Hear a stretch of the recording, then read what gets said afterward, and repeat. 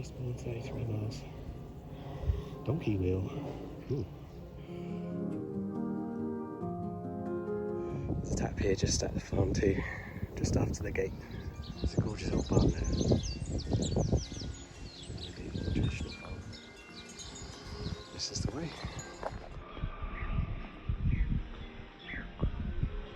That section was lovely. Devil's Dyke. Given the name, you wouldn't think it was very nice, but absolutely. It's a place of joy. There's just people enjoying their lives there. Ice cream vans, camper vans, people pootling around with their dogs and their kids, and paragliders floating around. It's just a beautiful place.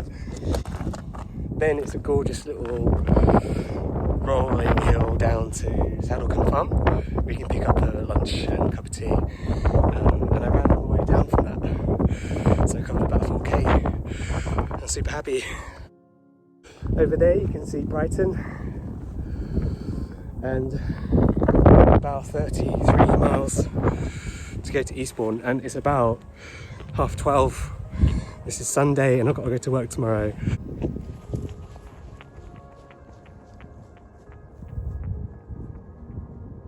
So not only have I discovered I can actually talk while running, which I've never been able to do before, I can run uphill. I'm actually running uphill, it's amazing. Standing up here.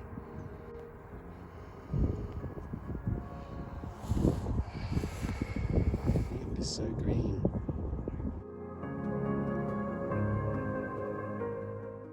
At this bit there's a kind of sharp turn you come down, so like almost a right angle. Like you go zigzag over, it seems like the South Downs kind of stops there, and then you have to kind of join a new ridge line over there. Ditchling Beacon was a bit of a trudge up, and the maps kept telling me it was all downhill after that, but just never really came. There's so many little undulations, it just always feel like you're having to go back uphill. Just ran about 3k downhill, shattered, but I just found plum tree and they're all perfectly ripe. It's amazing. I'm so happy. Oh my god, these plums, I've got about 20 plums in my pockets right now, and I've eaten about 12. I was giving them out to walkers as they went past, and someone said, oh, there's tomatoes growing in a tree. Okay, at Housestein Farm, there's a campsite. There's a coffee shop. Sorry, I've eaten too many plums. And there's a tap just on the wall. I walked straight past it and I had to ask the assistant if she had a tap. Turns out it was just right by the gate. So just before you get to the farm gate, it's just tucked on the wall, really low, really easy to miss that. But lovely little place. And the plums were amazing. I've still got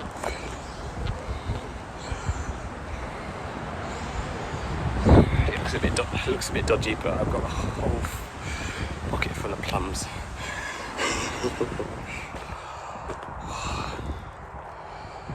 Tunnel of love. Let's go backwards. Let's go.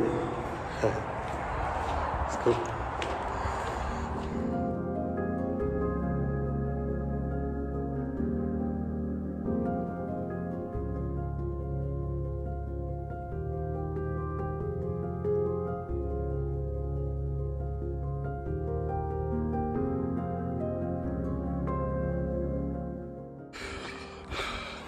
Beautiful. I'm finally off the hills and in some shade.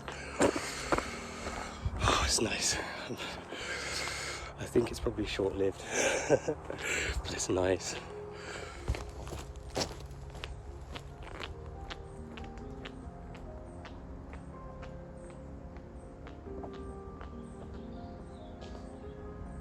Oh, it's a lovely bench. It's comfy. It's very comfy. I could sit here all day.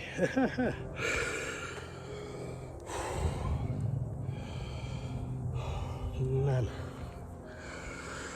I think there's just a little bit of an uphill and then it looks kind of flat on top, so he's hoping.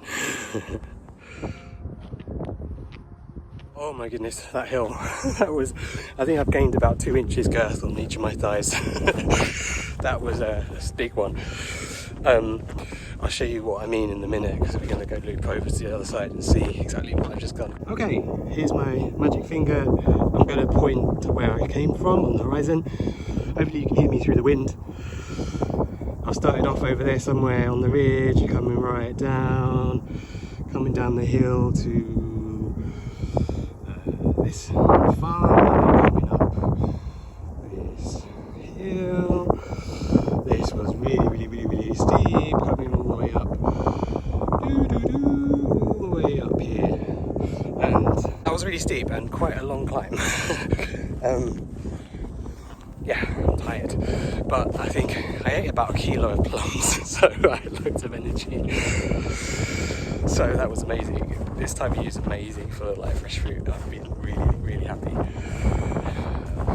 I saw a pretty good YouTube about nutrition while you're hiking, and the guy said you kind of need like 4 fingers of carbs, 2 fingers of fat and 1 finger of protein, something like that. But I think I'm not sure about that. I think actually it's more like you need 10 fingers of plums, and then 10 more toes of plums, and then another butter. You've got to keep yourself entertained on these long walks.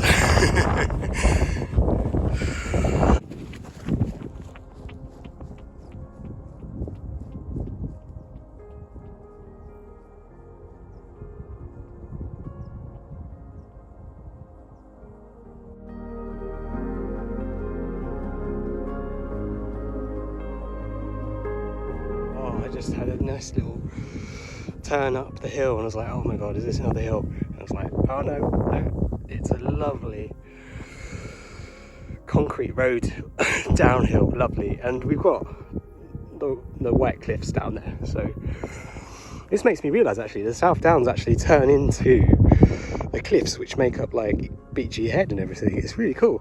I never really thought about that.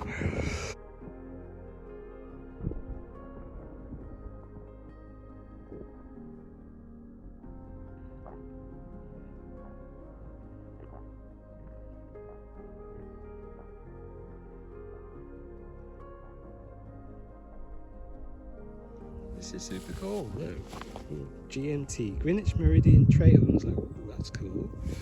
And then I just looked at the sign. Western Hemisphere, Eastern Hemisphere. Oh, Western Hemisphere, Eastern. I'm at a place called Rodmell. I'm kind of flagging right now, so I'm thinking I need some food. And then this is about the best sign I've ever seen.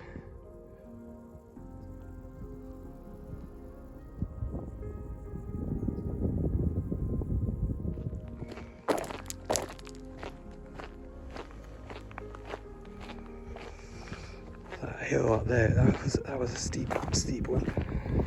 Too steep for my legs. Ended up slaloming, like zigzagging, just to kind of reduce the angle. That was hard.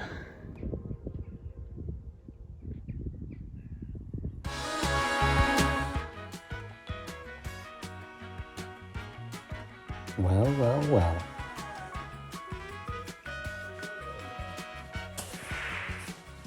Oh, I'm tired. Okay, so I've just left the pub. The food was... I've got 16 miles left and it is 8 o'clock. 16 miles is 26 and a bit K. So I don't think I'm going to run. I'm just going to walk at this really slow pace.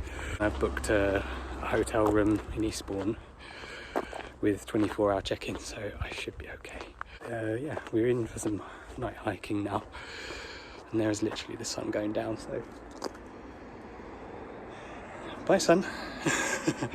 See you later sun.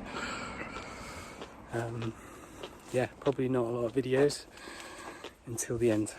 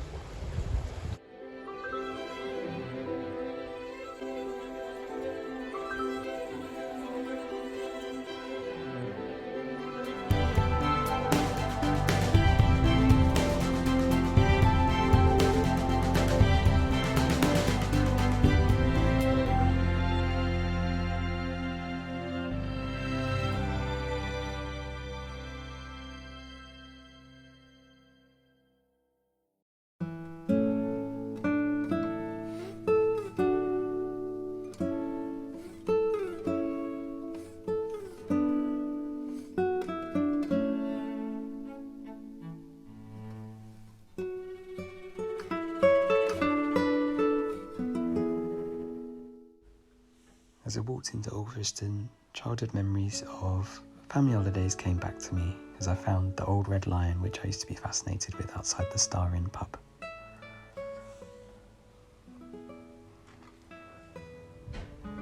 Eerily, all the shop lights were on in the village, yet there was absolutely nobody to be seen.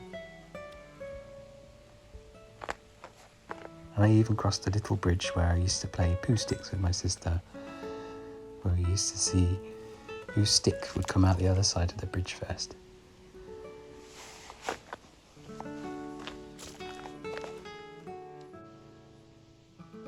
There's the stick.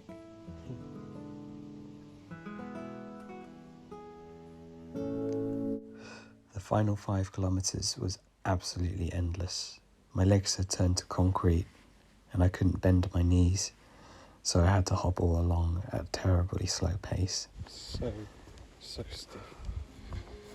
The darkness and the monotonousness of seeing long grass and no distinctive landmarks just made this such a long process. And I was making my way slowly for 3 hours to the end. This is the end here. The sign.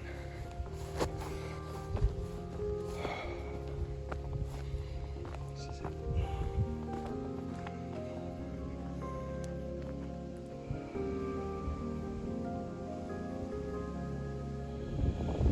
Did it. It's 3 o'clock in the morning and